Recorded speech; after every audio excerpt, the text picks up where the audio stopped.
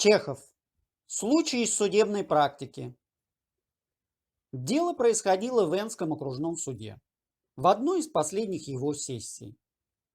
На скамье подсудимых заседал энский мещанин Сидор Шельмецов, малый лет 30, с цыганским подвижным лицом и плутоватыми глазками. Обвиняли его в краже со взломом, мошенничестве и проживательстве по чужому виду. Последнее беззаконие осложнялось еще присвоением непринадлежащих титулов. Обвинял товарищ прокурора. Имя сему товарищу – легион. Особых примет и качеств, дающих популярность и солидный гонорарий, он за собой ведать не ведает, подобен себе подобным. Говорит в нос, буквы К не выговаривает, ежеминутно сморкается. Защищал же знаменитейший и популярнейший адвокат. Этого адвоката знает весь свет. Чудные речи его цитируются, фамилия его произносится с благоговением. В плохих романах, оканчивающихся полным оправданием героя и аплодисментами публики, он играет немалую роль. В этих романах фамилию его производят от грома, молнии и других не менее внушительных стихий. Когда товарищ прокурора сумел доказать, что Шельмецов виновен и не заслуживает снисхождения, когда он уяснил, убедил и сказал «Конкел», поднялся защитник. Все навострили уши. Воцарилась тишина. Адвокат заговорил, и пошли плясать нервы энской публики. Он вытянул свою смуглую шею, склонил набок голову, засверкал глазами, поднял вверх руку, и необъяснимая сладость полилась в напряженные уши. Язык его заиграл на нервах, как на балалайке. После первых же 2-3 фраз его кто-то из публики громко ахнул, и вынесли из зала заседания какую-то бледную даму.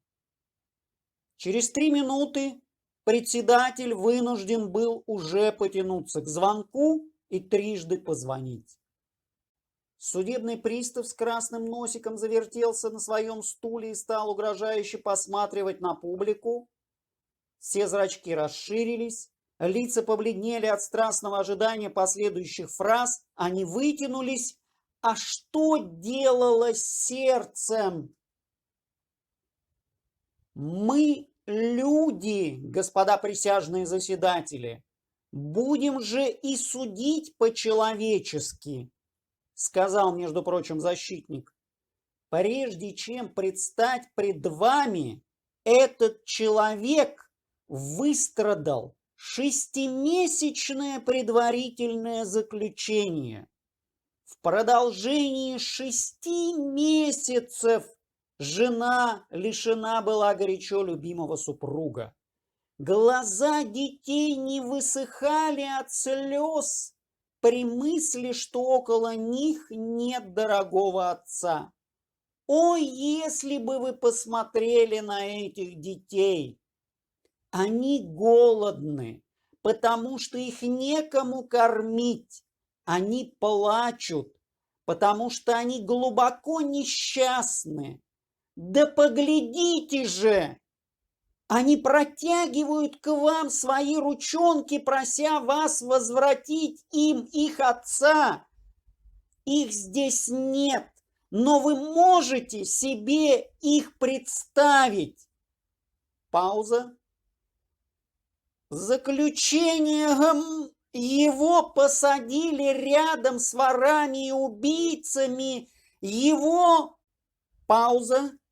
Надо только представить себе его нравственные муки в этом заключении. Вдали от жены и детей, чтобы... Да что говорить! В публике послышались всхлипывания. Заплакала какая-то девушка с большой брошкой на груди. Вслед за ней захныкала соседка ее, старушонка. Защитник говорил и говорил. Факты он миновал, а напирал больше на психологию. Знать его душу, значит знать особый, отдельный мир, полный движений. Я изучил этот мир. Изучая его, я, признаюсь, впервые изучил человека. Я понял человека. Каждое движение его души говорит за то, что в своем клиенте я имею честь видеть идеального человека. Судебный пристав перестал глядеть угрожающе и полез в карман за платком.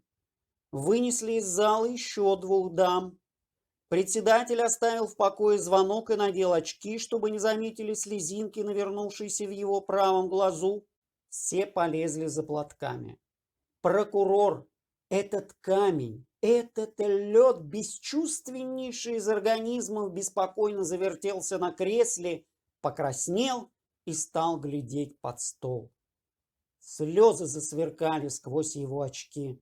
«Было бы мне отказаться от обвинения, — подумал он, — ведь это фиаско потерпеть, Взгляните на его глаза, — продолжал защитник. Подбородок его дрожал, голос дрожал, и сквозь глаза глядела страдающая душа. Неужели эти кроткие, нежные глаза могут равнодушно глядеть на преступление? О нет! Они, эти глаза, плачут. Под этими калмыцкими скулами скрываются тонкие нервы. Под этой грубой, уродливой грудью бьется далеко не преступное сердце. И вы, люди, дерзнете сказать, что он виноват? Тут не вынес и сам подсудимый. Пришла и его пора заплакать. Он замигал глазами, заплакал и беспокойно задвигался. «Виноват!» — заговорил он, перебивая защитника. «Виноват! Сознаю свою вину, украл и мошенство строил, окаянный я человек. Деньги я из сундука взял, а шубу краденую велел свояченице спрятать, каюсь. Во всем виноват!» И подсудимый рассказал, как было дело. Его осудили.